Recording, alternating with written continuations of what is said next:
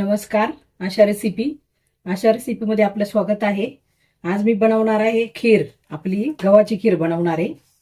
हे बघा, गव्हाचा रवा जो आहे हा घेतलाय मी अर्धी वाटी. आता हा कुकरला मी शिजून घेणार आहे. थोडंसं पाणी टाकायचं, एवढं मीठ टाकायचं, कुकरला शिजून घ्यायचं आपल्याला.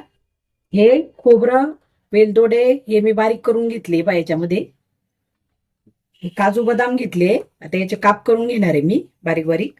हे थोडीशी चारोळे घेतले आणि आपला हा खीर मसाला घेतलाय, हा एवढा एक पुडी. आता हे गव्हाचा रवा जो आहे आपण आता कुकरला लावणार आहोत. हे बघा, आता आपण खीरचं कुकरमध्ये शिजवून घेतलं. हे पहा, मिक्सरमध्ये एक गरका देऊन घेतला, त्याला थोडंसं पाणी टाकलंय मी. हे बघा, असा गर झाला त्याचं छान. आपल्या गव्हाचं ते डाळवं जे आपण तुम्हाला दाखवलं होतं मगाशी, ते गव्हाचं भरडा, त्याचं कुकरला शिजून घ्यायचं. मिक्सरमध्ये थोडं बारीक करायचं, एक गरका देऊन घ्यायचा.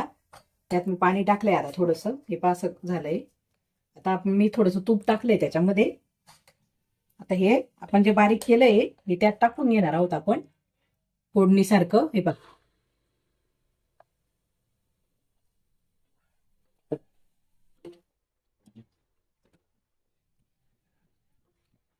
गॅस बारीकच राहू द्यायचा आपल्याला, कारण की खीर खाली लगेच लागते.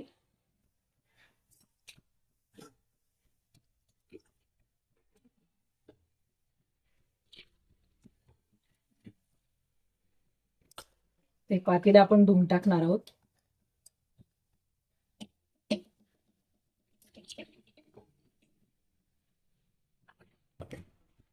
तर पाण्याचं प्रमाण आपल्याला खीर कशी पातळ हवी, घट्ट हवी, त्याप्रमाणे आपण पाण्याचं प्रमाण टाकायचंय.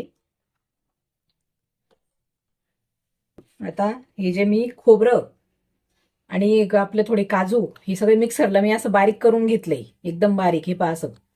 हे आता त्याच्यामध्ये टाकून देणार आहोत आपण. मी असं वाळलेलं खोबरं घेतलंय. तुम्हाला तुमच्याकडे असेल तर तुम्ही ओलंही खोबरं घेऊ शकता. ओल्या खोबऱ्याने चव छान लागते. आता माझ्याकडे नव्हतं, त्याच्यामुळे मी वाळलेल्या खोबऱ्याच काप करून आणि मिक्सरला पूर्ण बारीक चूर्ण करून घेतलं त्याचं.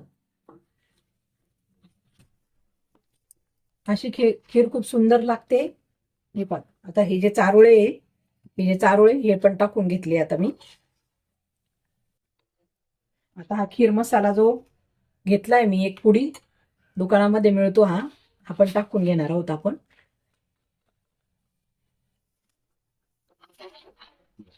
आता खीर खूप घट्ट दिसते मला, त्याच्यात मी आता दूध टाकून घेणार आहे. हे बघा दूध, हे गाईचं दूध आहे. खीर आपल्याला दूध किती टाकायचं, अर्धा लिटर टाका, 1 लिटर टाका. दूध जेवढं असलं तेवढं खीर छानच लागते. आता आपण हे थोडं शिजलं की मग शेवटी साखर टाकणार आहोत. बघा, आपली खीर किती सुंदर तयार झाली. त्याच्यामध्ये काजू बदाम, खीर मसाला, केशरयुक्त, वेलदोडे बारीक करून, खोबरं बारीक केलेलं आणि गव्हाची खीर ही खूप सुंदर लागते. तुम्ही करून बघा एकदा. चला तर मग भेटूया पुढच्या रेसिपीला.